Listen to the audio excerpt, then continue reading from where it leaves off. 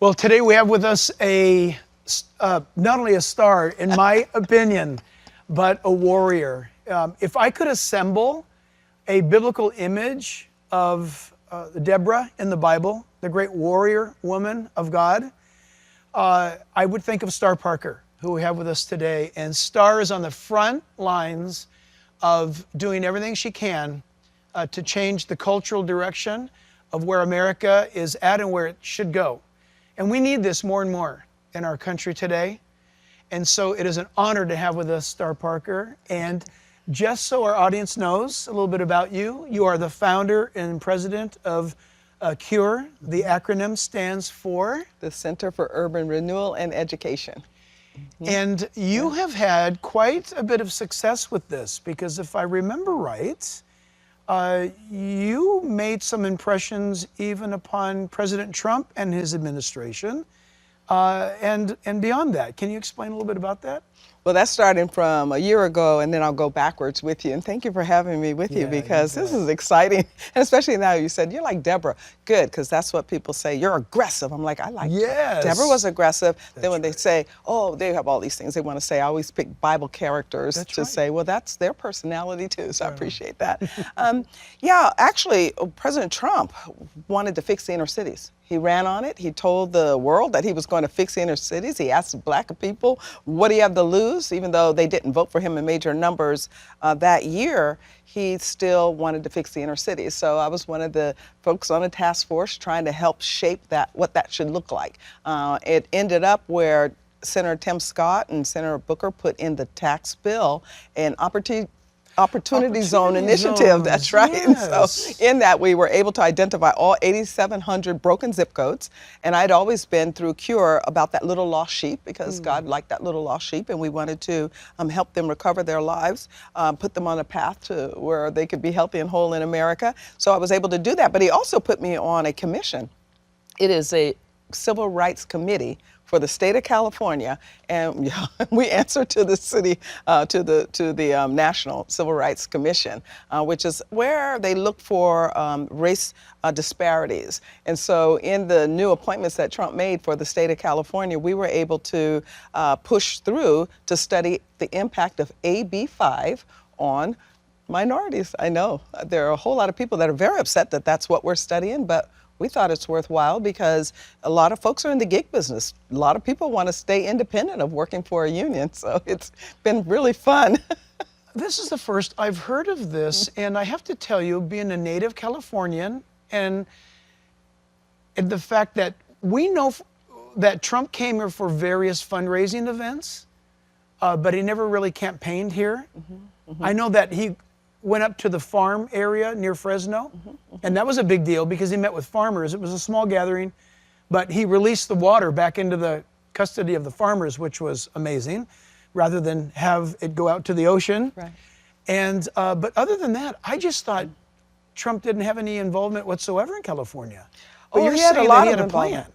Well, he had a plan to fix all of the inner cities. And when you think about the Civil Rights Commission and what normally happens through all of these organizations, if you will, governmental interest in black or ethnic or race dynamics, the left has controlled that space well since they started. The 60s is when we saw many of these things come up after the Johnson administration, and then it moved into affirmative action and race preferences, and so it's destroyed a lot of race relationships and other things like that. But these are commissions, and each president gets a chance to put people on there. Many of the Republicans just ignored that opportunity, but President Trump said, then put people on there. So it wasn't just in California, it's all over the country. Wherever he saw an empty space on the committee, he put people on there. Are those committees still going, or have they been canceled? Oh, no. Well, they can't be canceled. They're part of This is great to hear. They're part of the United States Civil Rights Commission. The reason that when the left, people like BLM and Antifa complain about race dynamics and all of the woe is me's, they're relying on the country, because what happened after the 60s is the structures were set up that if someone has a complaint, they do have somewhere to go. We have many of that. Every single department has a civil rights arm. And so they have people that are both sides of the aisle appointed to them by the president. President Trump is one of the first Republican presidents that took advantage of that. So now you have a lot of conservative and libertarians on these committees all across the country looking to really find what's broken down and see if we can actually fix it. So in California, we have the most incredible homeless situation going on. And what can you share about that? What's happened to where several years ago that wasn't something that you saw, and then now you do, and you see it everywhere? What's happened? What transpired or didn't transpire for this? Really interesting question, because the committee I just told you about, we were looking at homeless too. In fact, I was the one that wanted to work on that area.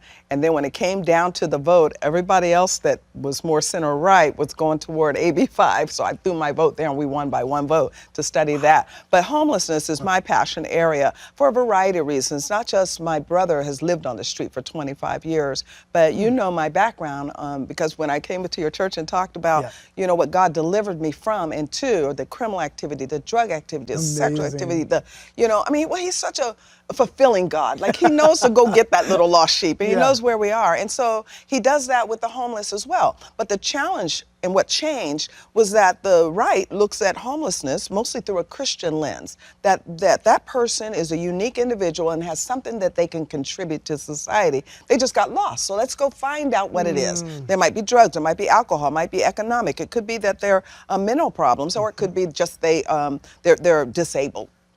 But the left looks at it very differently. They like them in that capacity. They think that there's nothing wrong except that the Bible thumpers keep saying there's something wrong. So they just want them comfortable in that state. So when Barack Obama won the presidency back in 2008, he changed the rules. He moved, what used to happen was homelessness was in HHS, Health and Human Services, because Health and Human Services, the department, and then they spread their wings everywhere, handles human tragedies, human issues. He moved it from there, the budgeting, to HUD, because they think it's a housing problem. So they'd rather go buy them tents. And so what happened, the impact across the country over the last 10 years is that the people that were serving the homeless, looking at all the areas where they're broken down and helping them fix their lives, all of a sudden their budgets dried up. So now they can go from 300 beds to 30 beds. In fact, one called the Red Door up in San Francisco area almost collapsed because of that one change. And so they've been working to get that thing changed back. But in the meantime, it just forced every homeless person out into the streets. And it's interesting, you asked about President Trump. He was fixing that too. He had hired a person out of Texas, and we had just finished all of the planning, and then COVID hit. Yeah. Remarkable. We had no plan. We had no idea that we'd be talking about Trump like this. That was not my plan. Well, but in a way, you have to say, as aggressive as it was, and in fact, my 5th book was called Necessary Noise.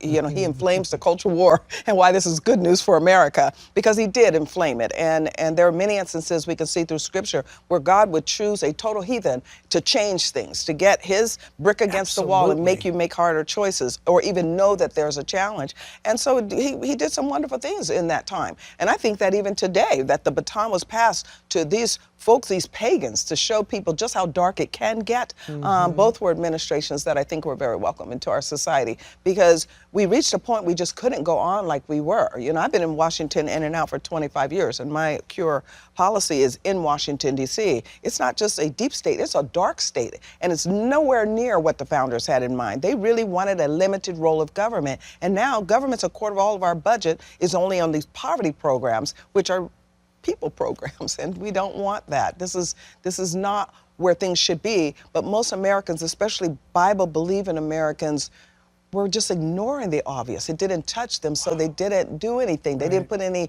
passion into it, and so I think God wanted to get their attention. You said something a moment ago, and I'm gonna act like it cannot be true, so I'm gonna ask you to defend what you said a moment ago. You said that when the Democrat Party made the change under Obama from Health and Human Services to HUD regarding the homeless, you said something to the effect that they're okay with people living in tents. How can that possibly be true? How could they? I mean, really? How did they disconnect from that that's a human being? You know, these are the elite. These are the people that kill babies in the womb because they actually think that And they now may be out born. of the womb. I'm so thankful that you're fighting that from happening here in California, because it could happen. It will happen if we don't stand our ground to make sure that God's reward is brought to bear in this earth. But yeah, they're elite. They are following. This is not a new discussion we're having. This is all throughout the scripture. What's happening for most Christian Americans is they never thought it would happen, and they have to make these determinations. We've been spoiled. We've lived, what did one of the scriptures told us, that Moab settled on her lees. She hadn't been shifted, and so now, and tilted, and so now that's what's occurring. And so we have to remember why we believe what we believe. But yeah, the left, the enemies of God have always been. The King Solomon said they're an abomination to God. And so yeah, they when they ride by homeless, they don't even see them. Christians see them. They just don't know what to do about them. Wow. It's just a reality. And it's a continuous. That's why they trap poor children in failing schools. That's why they have nothing to do with ghetto. They just think it's okay. And there are Christian people that say, but it's not okay. They just don't know what to do. So not too long ago in this state, there was numerically, this state hosted the biggest governor recall in American history. Gavin Newsom was handed basically you're fired notice, and was forced into an election. And Larry Elder, he's a dear friend of ours. We love him.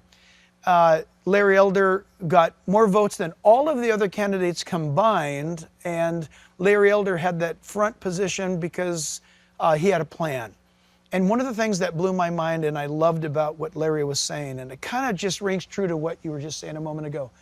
I agree with you, Star, that the condition that we're in is because of the absence of Christian involvement. And Larry had asked me if he were elected, if I could head up activating the churches in California by zip code. You mentioned zip code. And he said, based upon a church's capability, there's big churches, medium, small churches. He said, I don't even care about that. But if it's a small church in that zip code, maybe they could reach out to that 1, 2, 3, or 5 homeless people that are nearest to them and begin to give them a life, give them the gospel, give them a trade, take them in, adopt them off the streets. A church could do this. And it was thrilling. I got so excited about what was going to be coming. Of course, it didn't turn out that way. And it might not have even come that way, because one of the things that people don't understand about the political process is it's entrenched in HUD. So even if you wanted to do it and the church wanted to do it, it's illegal to do it. Unbelievable. You have to work through the structure, if you will. And now that's in HUD. It's incredible what has happened. When the budget was $2 billion for the homeless, we had about 200,000 in the country. They increased the budget because it's housing problem to $4 billion. Now we have 800,000. Well, of course. Okay, this is government. This is what they do when they create problems. This is the same strategy they used when they built out the ghettos, the housing projects, the Section 8. They tell people, don't work, don't save, don't get married, and we'll kind of keep you right here in that discomfort. But I think Larry would have done it. He would have gotten the interest in that. That's why I want him in Washington, D.C. now. I said, you know what? Someone ought to send him how many times President Lincoln lost before he won. So true. And then that way he'll still come. Not only lost, but Lincoln suffered so much death around his life with his loved ones. So her, especially with Dianne Feinstein ill right now, maybe he should look at that. Maybe look at a congressional seat down in Orange County, so that move up the apparatus and make the changes that need to occur. So Larry, we're sending you a message, Larry Elder. He's a good friend. He's a really good friend. But I think that you're onto something when you look at what it is that the liberals have done to damage what God has asked us to do. We think about some of the social problems that we have, and the church responds to them, what the LGBTQ community is doing or attempted to do with our children. So there's a reaction to that. What they've done through abortion, then there's a reaction to that. But where we're now moving, and we should move in society, and that's why I do give Trump credit for having us focus on those broken zip codes, is we need to go and see what has happened to our poor. What has happened to those that God has told us to care about? Now, what the left has sent out in messaging is that, those people don't really care. They won't spend any money in it. But what many don't appreciate is how much money we actually do spend. Now, it's not a lot of the church doing it. It's always like, the 20% doing the heavy Always. lifting. But that 20%, you know what it looks like? $400 billion here, $300 billion abroad, $900 billion in a welfare state forced into the coffers of Washington out of their paycheck, and that doesn't even include the tithe. So that means that people are benevolent. That's so right. they just don't know how do you fix what we keep seeing? So we do have enough programs going here and there, but a strategy is what really has to occur. And that's why there was energy and momentum behind Larry, because you're right, he was approaching it more like a businessman, not a politician. Politician always blames somebody else for why they can't get something done. But a businessman looks in the mirror, says, I'm the reason something's not done. I need to make some changes. And so Larry has more business mind and would have really been effective here in California. Yes. So I don't know if what I'm going to say is going to get me in trouble or blow up something, but Larry had name recognition. He had the votes. He had the rallies. People showed up in numbers. Oh, I bet, yeah. Okay? And he campaigned hard.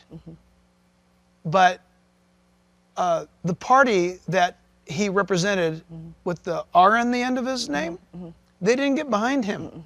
The status quo party. They actually made it harder for him. And I saw that. I got to watch that firsthand. What's going on? The RNC, the Republican Party, is a business. And in that business, they have a board. We call them the 168ers. Every state gets two, every territory gets two, and then they have alternates, I think they call them. So, and those guys, it's just business for them. They're not thinking about making changes. It's a comfort zone. It's a political party. And the 168ers is where people that are being compelled to go do something, instead of running for office, maybe they should think about replacing one of the committeemen. Oh, yes, because that's what happens. The orders come from top, and they come down, and so it's just a party. The only reason I ran for office years ago here in California is because that was the year Michael Steele had won the RNC chairmanship. And say what you will about him, and he has gone way left. But when he won, and he saw that there were districts where they just weren't even running people. Yes. And yet the country's turning blue. And he's like, wait a minute, you don't run people there? Well, they'll never win. How do you know that? Wow. So he told them when the 168ers went to their party in Hawaii, you run someone in every district. And so when the California LA party came back, they're like, well, if we have to run somebody, maybe we should get somebody that can at least, get some attention. And so they dragged me into that thing. We got a lot of attention though. And but you know how I looked at it? First of all, 5 months was not enough time to undo 50 years of social engineering. That's what happens when you leave communities where the weeds come in, the dirt gets hard, now there's cement on it. It's just going to take time, but you have to spend the time. And so even with Larry, he is a national figure now. So now it's just time. And time could be on his side because people in California know something's going terribly wrong. Was one of the reasons that guy's running up in LA. He's like, I don't want to leave LA. I love LA. Who's this? Caruso's his name. Caruso. Yeah, this he's is running for the mayor. For mayor of Los Angeles. Yeah, businessman. Businessman. Big businessman. Big businessman. And his ads are really interesting because he's just saying, look, I don't want to leave LA. I love LA and we can fix this together. And so basically what he's saying is let's do this. One of the downsides to what happened to Larry is it was too close to Trump and people were too mad at Trump. And so it brought out, once they started messaging that he's just another Trump, it brought the liberals to the polls. But I think that there might be enough distance now that Caruso could pull out LA. If he's able to do that, you can then start to see that cement getting hammered on. It can be fixed. People are fixing it all around the world and looking into America because of the Build Act that Trump also did over in countries in Africa, but also here. We can see it in all of our little broken down zip codes that there's some activity. Greenville, South Carolina, for instance, they just came out with a book just was written about what they've been able to do. It's called Reimagining Greenville. They took that city and flipped it, and now Global Travelers Magazine say if you go to California, if you go to U.S. and you haven't gone to Greenville, you missed America. We can turn this around. It's just a matter of getting someone with the passion to say, I can fix it, but to your point, neighborhood at a time. Yes. These churches, I was just talking to one of our pastors, we have 3 programs in Cure. We have the policy program, we have a media program, and we have a clergy association. I was talking to one of my clergy. He told me, I'm passing the baton to a new clergy. I said, well, when I'm in LA, I'll like to meet with him. He said, well, I'll have to get an appointment because, he lives way out. Like, I don't want to say because they're going to know who I'm talking about. I'm like, what kind of pastor doesn't live in Right. his community? Exactly. Never mind. You got to be a pastor. Never mind. You know, Yeah. I'm just. No need to meet. If you fix your blocks, if you took the Nehemiah model and fixed your blocks and it just next to each other. Fight in front of your door. Right in front of your door. House. That's right. Wow. So that's where churches have decided to go with a lot of their attention. And the vultures come in. The pagans are there now. So it's making it harder. The cancer's metastasized, but there's healing even in stage 4. Yeah.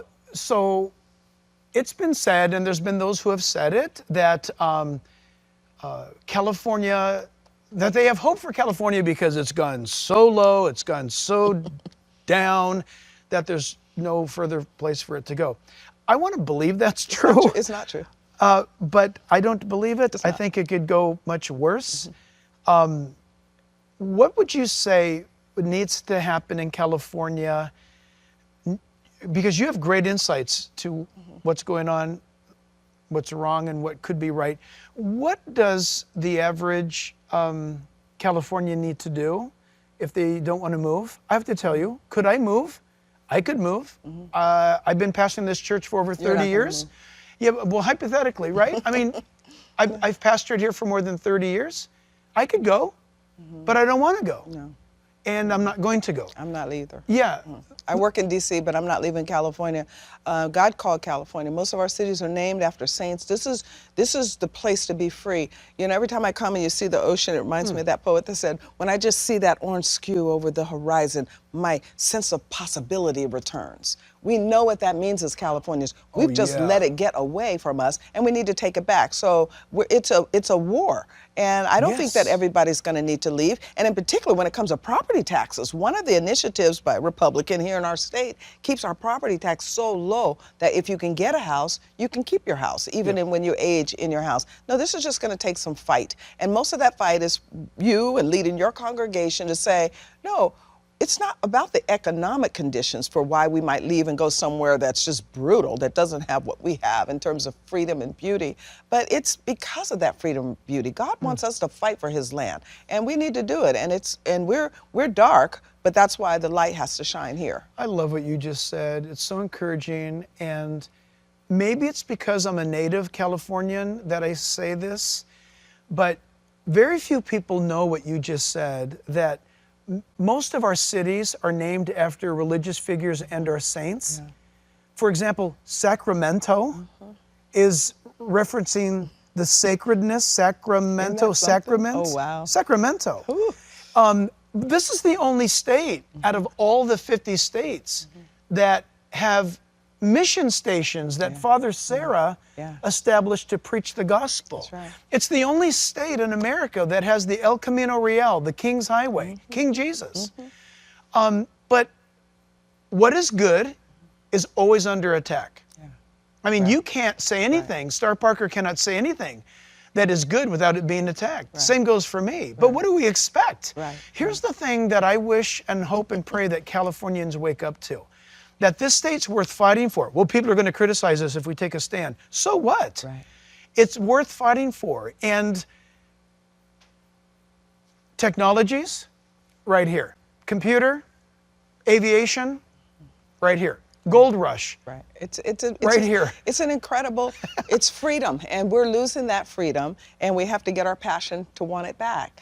You mentioned technology. You know, I've used many a time in my column during this abortion debate that we're having, Steve Jobs as an example of, would your life be better or worse without him? I mean, my goodness, he was a single mom. Here she is pregnant with this kid who dad, and he got adopted out. I mean, adoption is a beautiful option. God adopted us into his family. So I think that there are a lot of the techie guys that are actually waking up to the reality that freedom is much better than the totalitarianism that the left has in mind. Where it becomes complicated for them is that as abortion, there are some absolutes that if they buy into, they're going to be called religious zealots, and they don't want that part of it. But I think that there's room for religious zealots in California. If we can be whatever we want to be and do whatever we want to do, then I think that we can make Christianity in vogue again.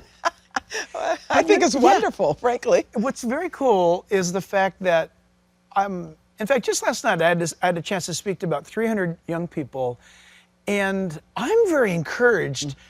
A lot of people don't realize that even if they're not believers, those that are 35 and under are trending pro-life. Yeah. Because of technology. Yeah. They have apps now where you can put in, oh, I think I'm 8 weeks pregnant.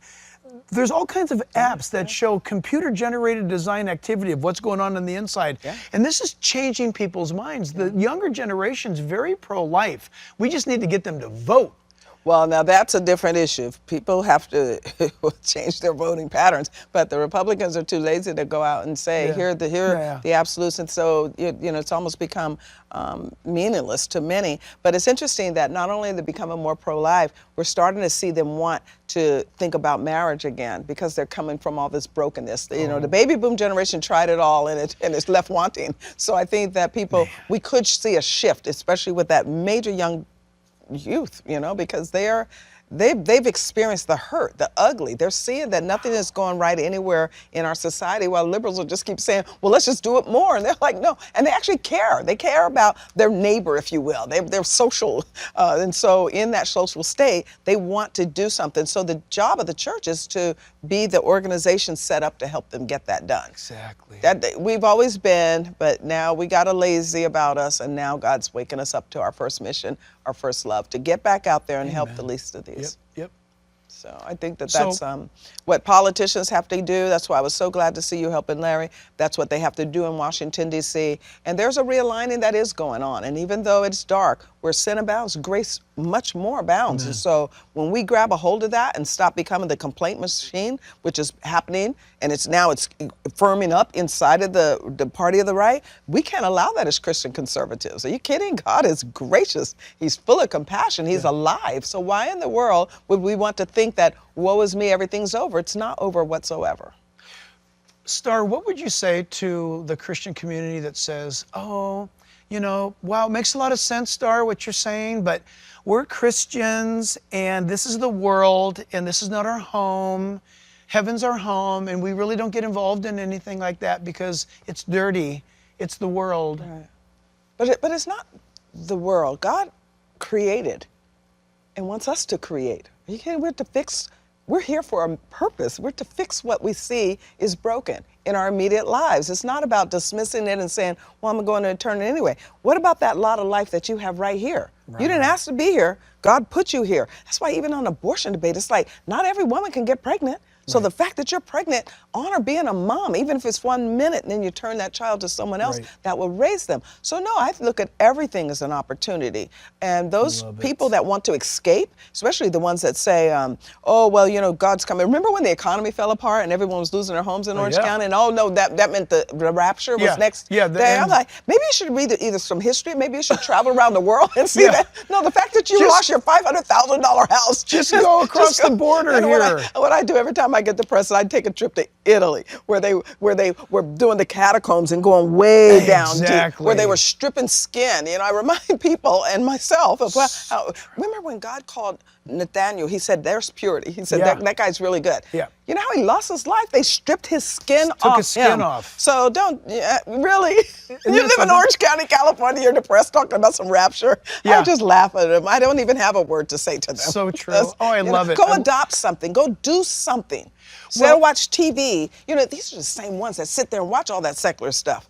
We wouldn't have an LGBTQ problem right now if Christian people weren't watching and laughing at all that stuff when they were trying to embed it into culture. So I think that to reverse it, go instead and help at a crisis pregnancy center, because they're going to get ready to be overwhelmed when we end abortion, when we overturn Roe v. Wade. Our centers are going to need everything. They're going to need time, talent, resource, everything they're going to need. Can you imagine what you just said if we could somehow get the challenge across that we're going to have like 30 days of Jesus do. Just Jesus do. That's a great. Let's do 30 days of Jesus do. What does that mean?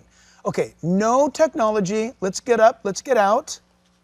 Right? And let's go after our culture. Let's do something. Let's clean up our streets. Let's go and volunteer somewhere. Let's take care of somebody's little child. I like it. Yeah, call Yeah. the city. In fact, the You city. might even like it. And you know who can really do it are the singles, because all they do is Yep. woe is me, they want to be married. But if you go out and you do the work of Anna and others in the scripture, Exactly. then you'll be fulfilled. You'll find that you're looking for instead of sitting there Exactly. watching TV. So why don't you do that? You're a pastor. You have a big following. Why don't we do a 30-day Jesus do? Let's Especially think- we should do it in June, because June is now the gay month. And we can be happy gay too. I don't even, you know what I've noticed? Let's do it in August. Nothing happens August. Well, Go when ahead. these cameras turn off, let's figure it out. Oh, we will. Jesus do. We have something. the Jesus do Something. month. But That's you- actually a really good idea. Yeah. Yeah, because just imagine. I mean, how many churches are there? And if everybody said, we can do that together, surely we are the church.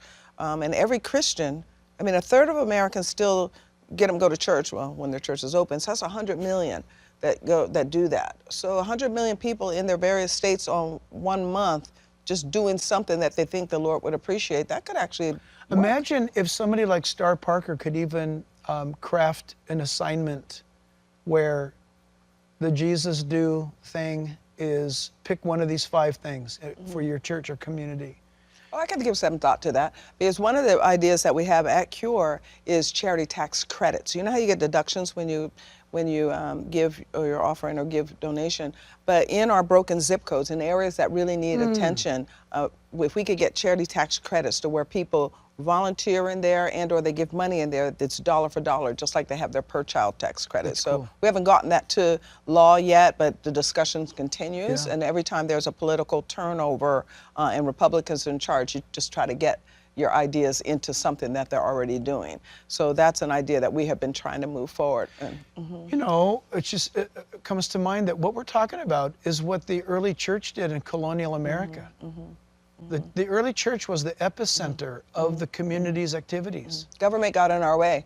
When you look at Truly. what happened, after the Civil Rights Act was signed into law, freedom was our country. We were reborn as a people. Now it became very individual, whether you're dealing with racism in your life, whether you're dealing with anger in your life, whether you're dealing with poverty in your life. That was our moment to say, let's go do what the founders had envisioned. But instead, they developed a welfare state within a year.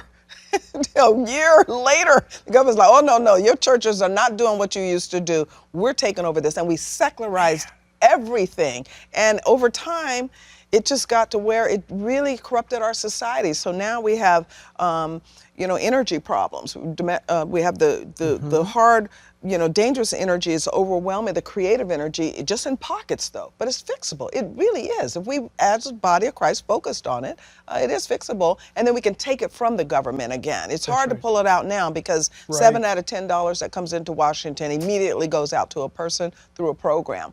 But over time, the way we got here, we can get out of it, but it does take long-term planning because it's 50 years that took us to get here. So I think if citizens cared, if they just decided to care. I think they do care, Pastor. I think they just don't know what to do. Everyone, so it's easier to tune it out. Which, by the way, this is a good place for us to start wrapping this up. We're very committed, as you well know, to being a church of non-spectator faith. We don't believe in a spectator faith. That if a believer believes, then they're going to go do the Jesus Do thing. the thing, yeah. And so you spoke here rather recently, and you don't know this, but you came out here and you were so gracious because the schedule had to get shifted up for some reason, I forget.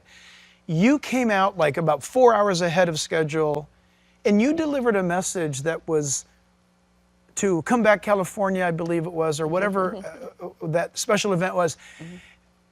What you said was so anointed, it was so powerful. Thank you. And it got a lot of traction, and so much so that soon I have a plan to show it here. I'm going to introduce it to the congregation and what the event was, and then throw you up on the screens and have it played. Oh, wow. Because of the magnitude and the impact of what you said was so true, so honest, so direct, and your voice needs to get out so much more. I know you're out there, but it needs to get out more. And I know that when you look up Star Parker's name, it will say most often activist. And I hate that title in most contexts, but here's how I view it because of having seen you in person speak, is if you want to label her activist, it's because she's activated. Oh, okay. You have been activated. You want to slap activist, whatever, but you have been so activated. You are truly preaching and saying and offering what you believe. And so what can our audience do to help you? Where can they send their love? Oh, they can send their love to curepolicy.org for sure. Curepolicy.org. We are a nonprofit, and we can use every dollar, and we do it wisely to get the messaging out for sure in those 3 areas that I mentioned, but also the encouragement of prayer, and then to be active in what we're asking them to do. One of the reasons I started Cure is to get poverty issues out of Washington, D.C. Charity belongs to the church. It belongs to local communities. Yeah. And we've allowed government to take over and destroy people's lives. So I want it out of there so they can also volunteer. Our pregnancy care centers really need their help. This is a big deal for me because when women say no, men will go to work and then they'll marry. Imagine. So, and that's what has broken down. In fact, I just did my column and I'm looking at the numbers of what happens to men when they get lost. Marriage is a social stabilizer. God put the biological clock in a woman to help stabilize our society. But when marriage breaks down, men get lost. And now we have a lot of lost men. So we're seeing suicide rates. We're seeing the gun violence. So they're always lone men. They're right. Just lost in society, and it's women that help them. So when because of birth control and welfare state and abortion, women are not demanding marriage. And then they don't demand marriage, men lose track. They won't work. You should see the numbers. In fact, my column, it's out this week. You'll look at that and see the numbers of the men that are just dropping out of society. They're just dropping out of work. And now the women are the ones working, and marriage is totally collapsed. Where's this column? My column? Oh, it's at curepolicy.org too, but it's a nationally syndicated column. I don't know where it runs around here. It used to be in the Orange County Register, but then they sold and they did all kind of stuff. Yeah. But it's all across the country, and a lot of papers all across the country. Wow. And a lot of websites. I don't know where that thing is. I write it for creators, and then they get it out everywhere. So great. I know. I just found out I'm in Chattanooga every Sunday. The guy said, "Yeah, you're in my Chattanooga paper every Sunday, 250,000 people." I'm like, "Really? I never knew." Yeah, it is great because I knew I was in Nashville, and I know I'm in a lot of low places, but I had no idea I was in Chattanooga on a Sunday morning, so that's kind of cool. But yeah, the back to the point that the church is the model for what people need to do, and I think that the more we understand that, you know how when you what is the scripture? You know it where you have more responsibility. To whom much is given, much is required. That's right. So we're required to recover our lives, and that's not a punishment. Our lives. He I didn't think give us wonderful. He didn't give us that statement as a punishment. No. You know, to whom much is given, much is required. He gave that to us as a motivator. Yeah. It should be like, really? Wow. When you're faithful with a little bit, you know, I love what you just said, and I don't know if it was through Ben Shapiro or Dennis Prager, whatever group it was, but something to the effect, but this I do remember, where the question was put forth, who do you think is better off, the single man or the married man? And most people thought, the single guy, he can do whatever he wants. And if he can do whatever he wants, he also sleeps in. And he also doesn't engage. What happens is, at the end of a certain time frame, I don't remember if it was 45 or 55, whatever it was, the married man makes more money. That's right. Because he's motivated. That's right. And the married man has less mental health challenges. That's right. And he's physically healthier. Every area. In every area. You know what it's like? He can do whatever he wants. It's like a child that you don't have the fence up. Yep. They don't go out because right. And women are their social stabilizers, so they reach their goals. And the challenge that we have with more single men is single men are promiscuous men, generally speaking. And promiscuous men, they're creating dangerous men. 95% of the men in our prison system have no relationship with their dad. Now, the blacks want to reverse it and try to make it seem like it's racial. It's not racial, because when you see black husbands married to the mother of their children, we can't even measure the difference in how their children fare, whether it's educational, crime, economically when we compare it to whites where the husband's married to the mother of children. But where you see single life, that's where you have this disparity. 75% of those young boys in our criminal justice system, they don't have a relationship with their dad. They're from single households, these guys. And marriage in the black community, unfortunately, has broken down at a faster pace than in the white community. So now you have about 30% of black adults married. In the white community, they're right at 50%. That's why you're starting to see the same pathologies that we thought were only in our poor communities everywhere in society. We can recover this if all we do is get rid of abortion so women will be much more mindful about their sexual expressions and learn to say no again. You say no, they'll marry you. And when they get married, they fare better. That's how God designed it, and it's worked throughout history, as you've said, and we thought we knew better, and we were enlightened, and we changed things, and now we're looking at the data saying this is not good. Wow. You know, you mentioned 75%. The first time I ever heard that was from a man who said the reason why there are more black men in prison is because 75% of those men grew up in homes where their dads fathered them, but never was never a dad. Abandoned the family. That's right. And abandoned the family, and that's got to change. You know who said that? Barack Obama said that. Yeah, yeah. Barack Obama said that. And then he made it to the presidency, and he turned that race card out, and didn't look back anymore at the damage that he was doing to these young men. And I think that that's why we saw a lot of black young men gravitate toward Trump. Because they need that. They need someone, all men need someone that channels their energy from the streets to sports or to schooling to something. And usually it's the wife that will help do that in a man's life. And that's what makes society work. You're right, including aging. Men don't age well alone. And we can go on. This is the data I study through CURE. This is what we do. We try to fix things. We just came out with our first tome, a book, The State of Black America. And it's the alternative to what we've been hearing from the Urban League and all the rest of them in their State of Black America since the 50s, that every problem that happens in these communities is somebody else's fault. And we just came out with ours and said, we're going to take an in-depth look at the history, the good, the bad, the ugly, and then we're going to try to move forward. And so next year when we come out with it, we're going to look at where it broke down in social policy and make sure that the society recognizes that this is not about race. The challenges we're having today are moral challenges. It's about spiritual well-being. Amen. And we've lost that in our culture. We've lost it all throughout our culture. So now we have to get to the place that when Nehemiah, he was crying, he went and told them, and they said, will you build? You want to do this? And people said yes. That's why I'm encouraged, because they all said yes. Yeah, man. But he did go around the leaders to get to the people. He had to go around all and he slapped a few guys around. Well, he had to slap a few guys around. You know, they deserved it. Well, you said I'm Deborah. I think she slapped around a few people too. Yeah, exactly right. So yeah, I think that you know, if the Christians will get their encouragement back, that God saved them, then I think that we can get our country back and get our culture back. So listen, you've got some materials that people can get at cure.org, right? Yeah, books? Well, you got to go to curepolicy.org. Curepolicy.org. And there's books that you've authored. Oh, we have everything. We have books, we don't bother you. We just once a week, you're going to get an email that'll have my TV show in there, or have my podcast in there, or have some research we've done in there. So just once a week and kind of go through all of that. But books are available and things like this as well, including the State of Black America. And then annually, we have a policy summit for the clergy that are serving in those zip codes. And so we really want people to come to the one that we have coming up in October this year, because it's 1 month before the election. And so we're encouraging people to send their gifts to us so that we can scholar pastors that are in some of our battleground Senate states and get them in a room for 3 days and lock the door and let them know that that Tuesday they need to encourage their congregation to stop voting against their Christianity. Wow. Don't vote your color, vote your Christ. That's what we're doing this year. Where and when again? It's in Washington, D.C. every year, but it's in the fall. It's in October, the first week.